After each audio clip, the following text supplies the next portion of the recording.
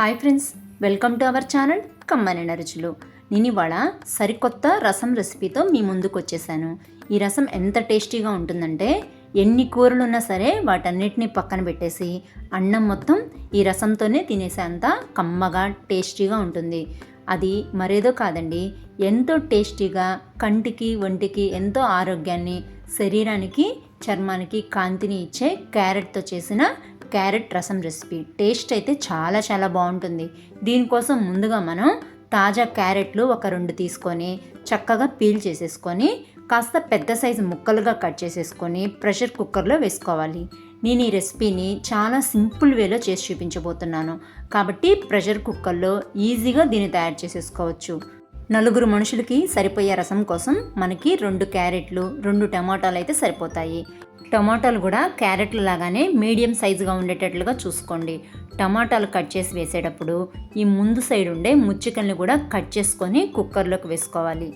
ఇప్పుడు ఈ ప్రెషర్ కుక్కర్లో టీ గ్లాస్ అన్ని వాటర్ని పోసేసుకొని ప్రెషర్ మీద హై ఫ్లేమ్లో కనీసం ఒక 3-4 విజిల్స్ వచ్చే వరకు కుక్ చేసుకోవాలి. ఇది కుక్ అయ్యేలోగా మనం నిమ్మకాయంత సైజు చింతపండుని శుభ్రంగా కడిగి ఒక గిన్నెలోకి వేసేసి వేడి నీళ్ళు పోసేసి మూత పెట్టేసుకోవాలి. అప్పుడైతే చింతపండు వేడి నీళ్ళల్లో బాగా నాని సాఫ్ట్గా అయిపోతుంది. మనం రసం తీసుకోవడానికి ఈజీ అయిపోతుంది. తర్వాత మనం ఉడికించి పెట్టుకున్న టమోటాల పైన ఉండే పీల్ని తీసేసేయాలి. ఈ పీల్లో కాస్త గుజ్జు ఉంటుంది, ఉడకడం వల్ల అది సాఫ్ట్గా అయిపోతుంది. కాబట్టి దాన్ని ఒకసారి చేత్తో ఇలా ప్రెస్ చేసుకున్నామంటే చక్కగా ఈ వాటర్లోకి వచ్చేస్తుంది. ఇప్పుడు ఈ ఎక్సెస్ వాటర్నన్నిటిని ఒక బౌల్లోకి తీసుకోవాలి. ఇప్పుడు దీన్ని సింపుల్గా స్మాషర్తో కానీ పప్పు గుత్తితో కానీ చక్కగా మెత్తగా పేస్ట్ లాగా తయారు చేసేసుకోవచ్చు.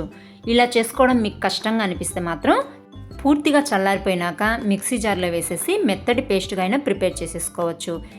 ఇది ఇలా మెత్తటి పేస్ట్ అయిన తర్వాత మాత్రమే మనం ఇవి ఉడికించుకునేటప్పుడు ఉన్న ఎక్సెస్ వాటర్ని కూడా దీంట్లోనే వేసేసి కుక్కర్ అంతా స్ప్రెడ్ అయిన గుజ్జుని చక్కగా చేత్తో ఒక దగ్గరగా తీసుకున్నాక చిక్కటి చింతపండు రసాన్ని కూడా వేసేసేయాలి.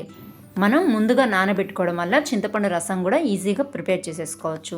దీంట్లోనే రుచికి సరిపడా ఉప్పు, కారము, అలాగే చిటికెడంత పసుపుతో పాటు మెయిన్ ఇంగ్రీడియంట్ అయిన రసం పౌడర్ని కూడా వేసేసుకోవాలి. రసం పౌడరు మీరు ఇంట్లో ప్రిపేర్ చేసుకుందన్నా పర్లేదు, లేదా బయట ప్యాకెట్స్లో కొన్న పౌడర్ అయినా పర్వాలేదు.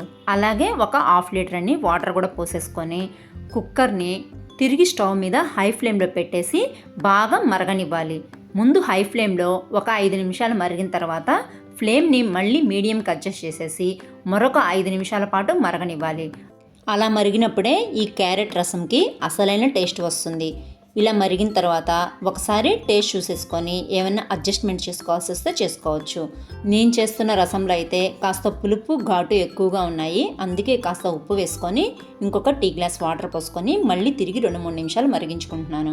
ఇప్పుడు ఒక రెమ్మ కరివేపాకు, సన్నగా కట్ చేసి పెట్టుకున్న కొత్తిమీర తరుగు కూడా వేసి మరొక 2 నిమిషాలు మరిగిన తర్వాత కుక్కర్ని పక్కన పెట్టేసి అదే స్టవ్ మీద పోపు కోసం గెరిటె కానీ కడాయి కానీ పెట్టుకున్నాక జస్ట్ ఒక 2 టేబుల్ స్పూన్స్ మాత్రమే ఆయిల్ వేసుకొని హీట్ అయినాక లో ఫ్లేమ్లోనే రసంకి కమ్మటి పోపు పెట్టుకోవాలి.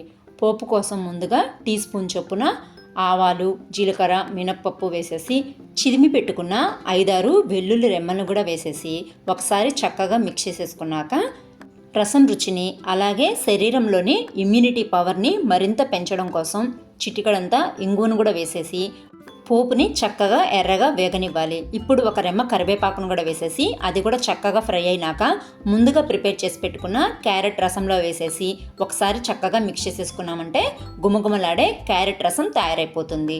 కూరలన్నీ పక్కన పెట్టేసి అన్నం మొత్తం రసంతోనే తినాలనిపిస్తుంది. అంత కమ్మగా ఉంటుంది ఈ క్యారెట్ రసం. అంతేకాదండోయ్, దీన్ని వేడి వేడి ఇడ్లీలో పోసుకొని తిన్నా లేదా సూప్ లాగా డైరెక్ట్గా తాగినా సరే చాలా టేస్టీగా, హెల్త్కి కూడా మంచిగా ఉంటుంది. రెసిపీ నచ్చితే తప్పకుండా లైక్ చేసి షేర్ చేయండి. Thanks for watching.